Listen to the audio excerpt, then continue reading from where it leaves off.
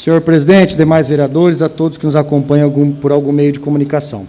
O convite aqui do Dr. Sidney, que é o nosso diretor técnico, e do Dr. Luiz Washington, que é nosso diretor clínico, é para a gente explanar sobre essa situação de criar ou não um centro de Covid no nosso município, se a Santa Casa tem ou não estrutura para receber mais leitos, e essa é a situação. Tudo isso partiu porque circulou na nossa cidade um áudiozinho do prefeito, onde ele dizia que a Santa Casa já pagava aluguel para aquele hospital lá, o antigo hospital da Unimed, aquele elefante branco, já pagava o aluguel lá, a Santa Casa já pagava. Descobri, por causa disso, que a HBB está se apossando do dinheiro do Revalida, que são aqueles médicos que fazem o curso do Revalida dentro da Santa Casa, e a HBB que estava pagando o aluguel lá para aquele hospital fechado.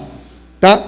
Surgiu-se essa situação do Covid, nós aqui, vereadores, todos pediram para a gente criar mais leitos, buscar novas estruturas. Eu, inclusive, sugestionei lá, pensando que nós teríamos uma pandemia gigantesca, mas depois que eu sugeri lá, conversando com os especialistas, notei que a Santa Casa tinha estrutura, era melhor os recursos para a Santa Casa, esses recursos iam ficar lá, e tudo estava sendo direcionado para aquele hospital por causa do aluguel que já paga, estava sendo pago há cerca de 6 meses, R$30 mil sem usar aquele prédio.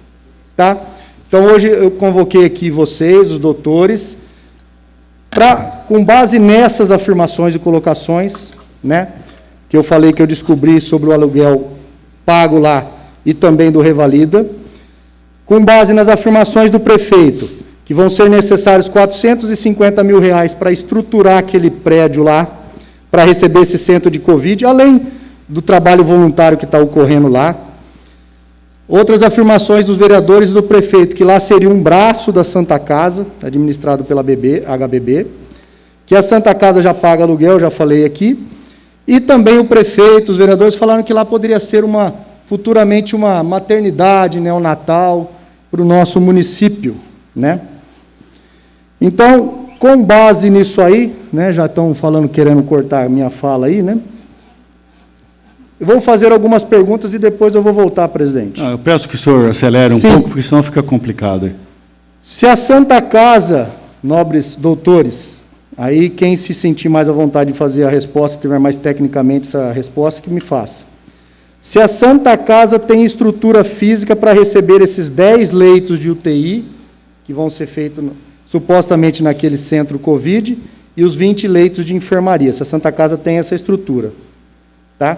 Se seria melhor, se a Santa Casa necessita de um investimento de R$450 mil para receber esses leitos, ou já está preparado, se tem estrutura, se tem espaço. Tá? Eu vi o Nardão falando aqui que os centros Covid, dessa pandemia, estão sendo montados em outros locais, só quando é gigantesca a estrutura, como no Pacaembu, como no Anhembi. A Santa Casa de Araçatuba montou 45 leitos dentro da Santa Casa. A Santa Casa de São Paulo montou 102 leitos dentro da Santa Casa de São Paulo, para Covid. Então, eu quero saber se a Santa Casa tem estrutura física para receber esses 10 leitos de UTI e os 20 de enfermaria, se precisa de alguma adequação fantástica para gastar R$450 mil. O tempo esgotado? Tá, e se seria necessário investir esses R$450 mil. Depois eu vou voltar para fazer essas perguntas. A minha pergunta é essa: se a gente pode, se dá para fazer dentro da Santa Casa. Posso responder, Luiz? Por favor, qualquer coisa complementa. Eu respondo e depois o Luiz, se achar necessário, ele complementa. Então, eu vou aproveitar a pergunta do nobre vereador para já fazer uma breve explanação da situação que talvez sirva de alicerce para todos os outros presentes que possam elaborar as suas questões. Quando começou a situação do Covid em São Paulo, que o epicentro no Brasil começou na cidade de São Paulo, e, obviamente, pela densidade populacional, característica climática, a coisa estourou mesmo lá em São Paulo, e nós começamos a nos preparar aqui. Quando isso aconteceu, a direção achou por bem montar um manual de contenção da doença. Então, nós elaboramos um protocolo na tentativa de fornecer a melhor forma de conter a chegada do Covid em Penápolis. Respondendo diretamente à pergunta do vereador, a Santa Casa dispõe hoje de 46 leitos de internação não intensiva numa enfermaria que é a ala B, ela está inteira separada para o Covid. Então, nós temos lá 44 leitos normais e mais 2 de isolamento. A nossa UTI conta com 10 leitos e nós temos a ala da pediatria separada para absorver mais 10 leitos de terapia intensiva ou semi-intensiva, se assim for necessário. Então, a Santa Casa, hoje, a Santa Casa está, no tocante ao número de leitos, preparada para receber inicialmente. Por que eu digo hoje? Porque nós temos, eu fiz e aí os senhores que são muito mais doutos nesses assuntos populacionais, eu fiz um breve exercício na quarta-feira, eu somei as populações de Lins até Araçatuba, são 6 municípios no eixo da Rondon. Somando o número da população de cada um desses municípios, dá 455 mil habitantes. E no entorno são 10 municípios menores, Havaiandava, Glicério, Barbosa, Bilac, Braúna, Santópolis, Clementina, Luisiânia, Alto Alegre. Colocando por baixo 5 mil em cada um desses municípios, a gente chegaria a 500 mil habitantes. Nós temos 3 óbitos até agora, se eu não estiver enganado, nesses 500 mil. Um óbito em Lins, confirmado por Covid, um em Penápolis, um em Araçatuba. Óbitos. Eu não sei qual o número total de infectados, esse número é subvalorizado, porque não está, as pessoas não estão sendo testadas. O que, na minha humilde opinião, explica também por que a mortalidade no Brasil está maior do que no restante do mundo, que é em torno de 1 a 3, 1,3, 1,5%. No Brasil está em torno de 5%. A última estimativa, vocês sabem melhor que eu acho que são 60 mil contaminados no Brasil, infectados, e 4 mil óbitos. 4 mil óbitos. Era isso, né? Então, dá em torno de 5%, 4%, 5%. É isso, mas, na minha humilde opinião também, isso se deve a uma subnotificação de infectados, seguramente tem muito mais do que isso, porque não está testando, né? E também acredito que esses 4 mil, na sua totalidade, não sejam óbitos por Covid. Essa é uma crença minha. De maneira que o panorama hoje é o de que a Santa Casa de Penápolis hoje está preparada em número de leitos. Luiz, tem quantos pacientes internados na UTI hoje? Hoje estamos com 8 pacientes internados, um suspeito. Um suspeito para Covid. Suspeito. E na enfermaria de 46 leitos, passei lá hoje de manhã, nós temos 4 suspeitos. Agora, eu não me sinto à vontade, eu sei que a resposta que os senhores mais querem aqui hoje é essa, mas eu não me sinto à vontade para dizer, não precisa de outro hospital. É evidente que hoje a Santa Casa supre as necessidades. Agora, eu não posso garantir para nenhum de nós aqui que daqui 1 mês, 2 meses, 3 meses, vai explodir aqui e nós teremos aqui 200, 300 contaminados. Você quer complementar alguma coisa, Luiz? Posso? Pode, Luiz. Reiterando o que o Sidney disse, nós não trabalhamos, nesse momento, com suposições. Nós temos que trabalhar com fato. A ciência trabalha com fato. Neste momento, hoje, 27 de abril, nesta semana, vindo até o último boletim da Vigilância Epidemiológica, hoje a Santa Casa está preparada para poder receber os 44 leitos de enfermaria, mais 2 isolamentos, mais os pacientes nossos em UTI. Nós temos à disposição 15 respiradores no momento. Temos uma equipe de médicos que trabalham e são habilitados e super competentes, que eu posso dizer, que trabalham em nossa UTI.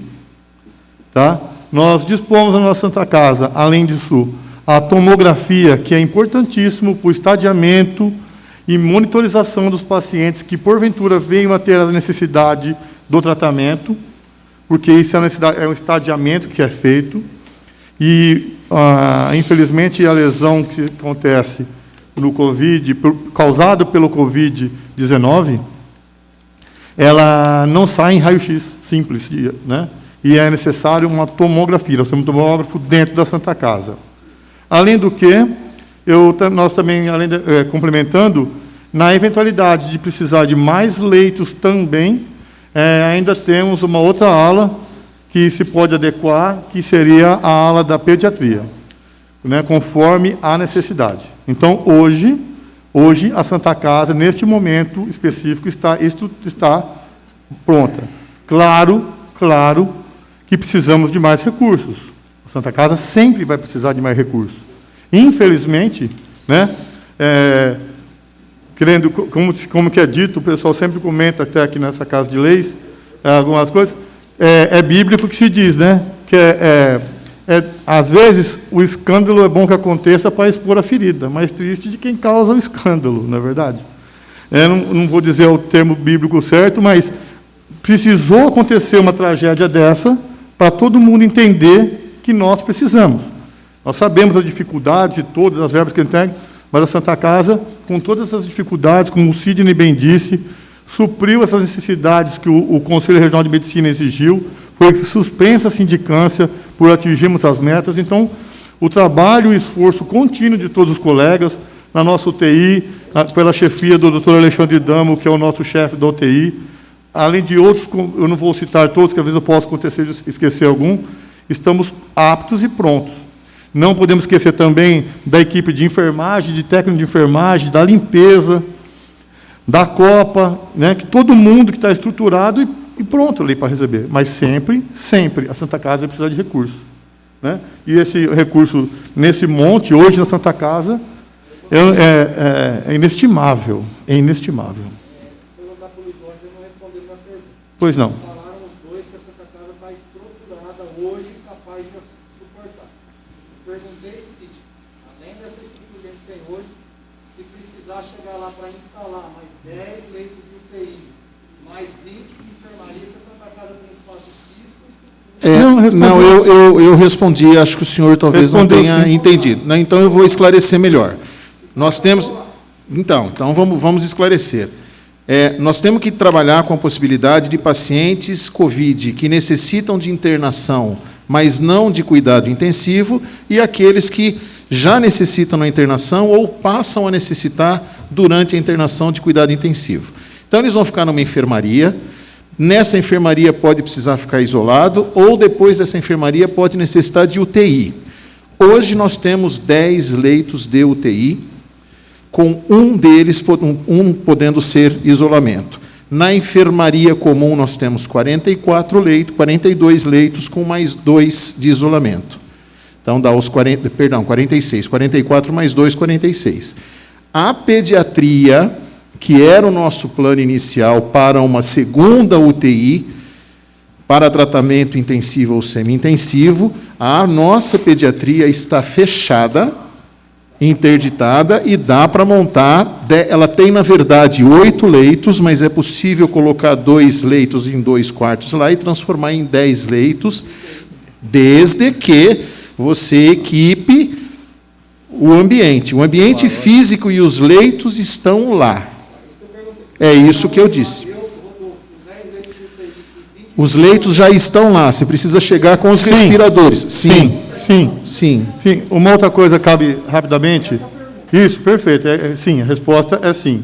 Outra coisa que cabe informar, como o Sidney bem disse também, é que a pediatria ela pode ser adaptada para isolamentos. Tá? Tem bico de O2, está fechada para isso. Né? Quando começou a quarentena, eu e o Sidney, como diretor técnico e clínico, respectivamente, nós suspendemos as cirurgias eletivas para evitar as internações, não desnecessárias, mas internações que, porventura, possam ocupar leitos que, porventura, necessitem ser ocupados por Covid. Como não houve a demanda desse tamanho, né, por esse período todo, nós começamos a gradualmente abrir para cirurgias eletivas, porque não ocorreu essa necessidade.